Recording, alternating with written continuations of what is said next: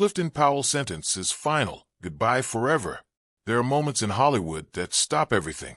Moments where the industry holds its breath, where fans go quiet, and where a name that once filled theaters suddenly becomes the center of a story nobody saw coming.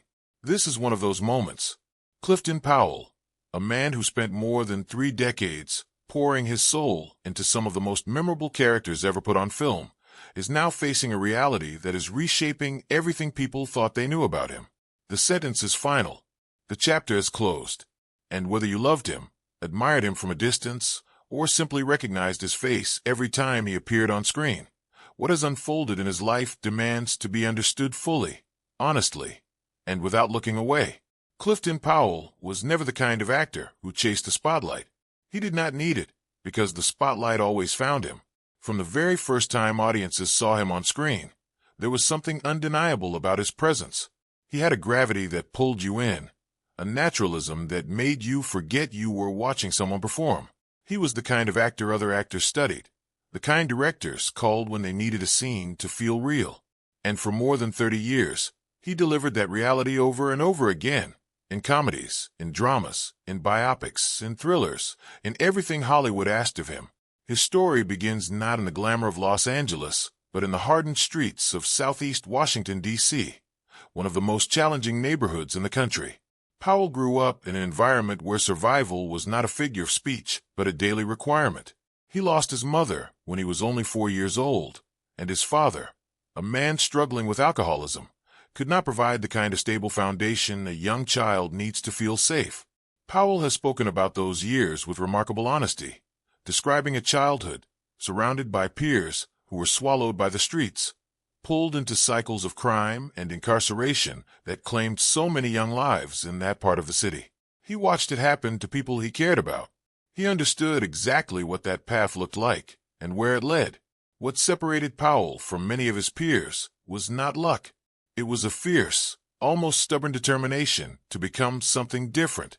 He found his way to the arts, discovered a talent for performance, and began to understand that he had something rare inside him. When he eventually made his way to Hollywood, he arrived not as someone chasing fame, but as someone who had earned the right to be there through sheer force of will and genuine ability.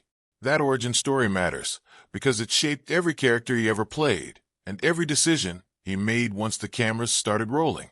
His breakthrough came in 1993 with Menace to Society, a film that shook American cinema with its unflinching portrayal of life in South Central Los Angeles.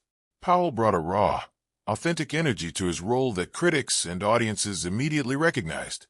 He was not playing a character. He was channeling something real, something earned from lived experience and careful observation. That performance opened doors, and Powell walked through every single one of them with purpose.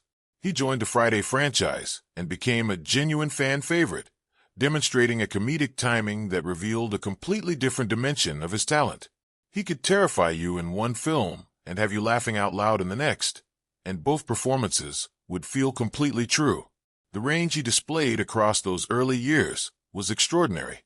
He appeared in Dead Presidents, in Rush Hour, in Why Do Fools Fall in Love, in Next Friday, accumulating credits and building a reputation as one of the most versatile and dependable character actors working in Hollywood.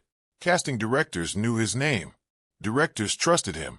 Audiences recognized his face the moment he appeared on screen and immediately understood that whatever scene he was in was about to become more interesting.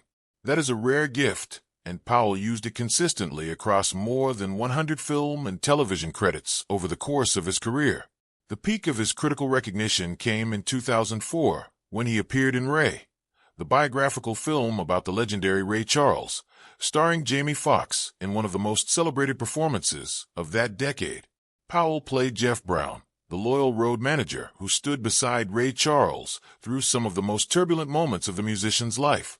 It was a role that demanded subtlety, emotional intelligence, and the ability to hold his own alongside a powerhouse leading performance. Powell delivered all of that and more, earning himself a nomination for an NAACP Image Award that placed him in the company of Hollywood's most respected actors. That nomination was not just an honor.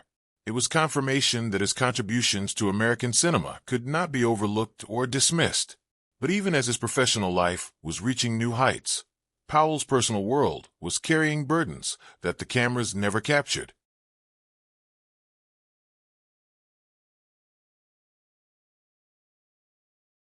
He has spoken openly about the weight of a childhood defined by absence and loss, and how those early wounds followed him into his adult relationships. He married Kimberly Powell, and together they tried to build the kind of stable family life he had never had as a child. Hollywood, however, is not an easy environment for marriages. The constant travel, the long separations, the demands of maintaining a career in one of the most competitive industries on earth all took their toll. Powell has admitted with clear-eyed honesty that he was not present for his children the way he should have been.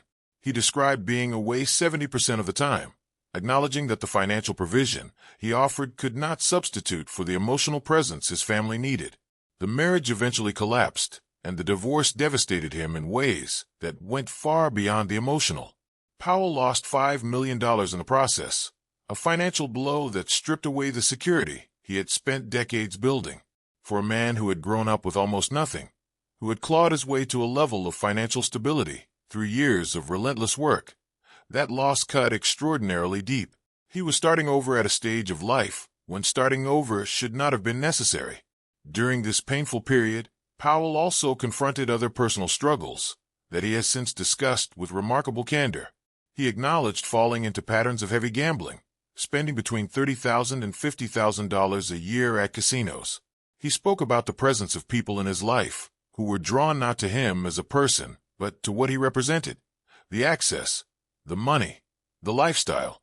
The friendships that surrounded him during those years were often shallow, built on convenience rather than genuine connection.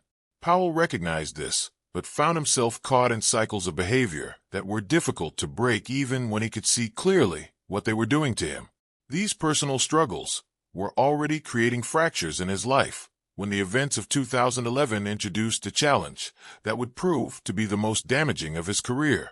A woman came forward with serious accusations against him, claiming that an encounter in a New Orleans hotel room had gone further than she had consented to. The allegations were picked up by major entertainment media outlets almost immediately, spreading across the internet before any investigation had taken place and before any evidence had been examined. For Powell, the shift was almost instantaneous. One news cycle was all it took to transform the narrative around his name from respected Hollywood veteran to accused man, and the consequences began immediately. Powell denied the allegations completely and unequivocally from the very beginning. His representatives issued statements, making his position absolutely clear. The original criminal investigation found insufficient evidence to support the accusations and was dismissed. But in the world of celebrity and public perception, legal outcomes and public judgment do not always move together. The headlines had already done their work. The damage was already spreading. Roles that had seemed secure began to disappear. Producers grew cautious. Television appearances were quietly canceled. A show he had expected to work on extensively cut his involvement after only 2 episodes, with no formal explanation required and none given. A civil case followed the dismissed criminal investigation, keeping Powell legally entangled for years and ensuring that the story never fully faded from public view. He described this period as among the most painful of his entire life, surpassed only by the grief of losing his father years earlier. The accusations touched something deeply personal, because they threatened not just his career and his finances, but the way his own children might understand and remember him. He could not shield them from the headlines. He could not stop them from encountering the whispers and the rumors that followed his name everywhere he went. He maintained his innocence, but maintaining innocence and being seen as innocent are 2 entirely different things, especially in Hollywood. The civil case was eventually dismissed in 2017, years after it had begun. His own counterclaims were also dismissed the following year, closing the legal chapter entirely. The courts found no basis to support the accusations that had been made against him, but by the time that conclusion arrived, the years that the case had consumed were gone. The momentum he had built across 3 decades had been interrupted at a critical moment.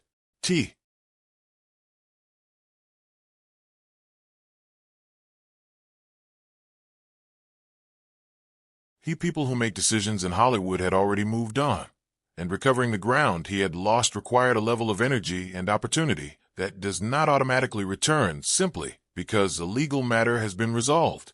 What makes Powell's story particularly significant is what it reveals about the relationship between accusation and consequence in the entertainment industry. He was never convicted of any crime. The legal system, after examining the evidence available, found no grounds for a criminal conviction and ultimately no grounds for civil liability either. In the eyes of the law, Powell was cleared, yet the professional damage he experienced was real and lasting. This raises uncomfortable questions about how industries, institutions, and communities respond to allegations against public figures, and what responsibilities come with the enormous power of public attention and media coverage. Powell has never shied away from discussing another dimension of his Hollywood experience that added complexity to an already complicated story. He has spoken directly about encountering colorism within the industry, about being told explicitly that he was too dark for certain roles, about hearing from producers and network executives that his complexion might make certain audiences uncomfortable. These were not subtle suggestions or ambiguous rejections. They were direct statements that reflected attitudes rooted in systemic biases that have shaped American entertainment for generations. The contradiction at the heart of these experiences was particularly striking. Powell was frequently celebrated for his ability to play intense, intimidating, or morally complex characters. His darkness, both literal and figurative, was considered an asset when the story called for menace or conflict. But when roles required warmth, romance, or the kind of sympathetic identification that audiences bring to leading characters, his appearance was suddenly considered a limitation. This double standard confined him to a narrower range of opportunities than his talent deserved and contributed to a pattern of typecasting that no amount of exceptional work could fully overcome. He also found himself frustrated by divisions within the black entertainment community itself, particularly when he witnessed public criticism directed by established black artists toward other black performers in mainstream outlets. Powell was vocal about his belief that solidarity was not optional in an environment that already presented so many structural barriers. Tearing each other down publicly, he argued, only reinforced the very systems that made success harder for everyone. This perspective reflected a man who understood his industry not just as a performer, but as someone who had spent decades observing how power operates and where it tends to concentrate. What emerges from examining Clifton Powell's full story is a portrait of extraordinary complexity. He is a man of genuine and remarkable talent, someone who transformed a deeply difficult childhood into a career that touched millions of people and left a real mark on American film. He is also a man who made mistakes, who navigated personal crises imperfectly, who found himself caught up in controversies that cost him years of professional momentum and caused pain that extended far beyond himself. He is neither the villain that certain headlines try to construct, nor the unblemished hero that nostalgia sometimes creates. He is something more truthful and more human than either of those stories. The phrase that has circulated around his name recently, this idea of a final sentence, carries weight precisely because of everything it encompasses. There was no single courtroom verdict that defined Clifton Powell's fate. The sentence, if we are being honest about what that word means in this context, was assembled gradually, across years of public judgment, professional consequence, personal loss, systemic bias, and the relentless pressure of living a life under scrutiny. It was written not by a judge but by an industry, by a culture, by the complicated machinery of fame and perception that governs what happens to public figures when their stories stop being simple. Whether this represents a goodbye forever depends entirely on what we believe Hollywood and audiences are capable of.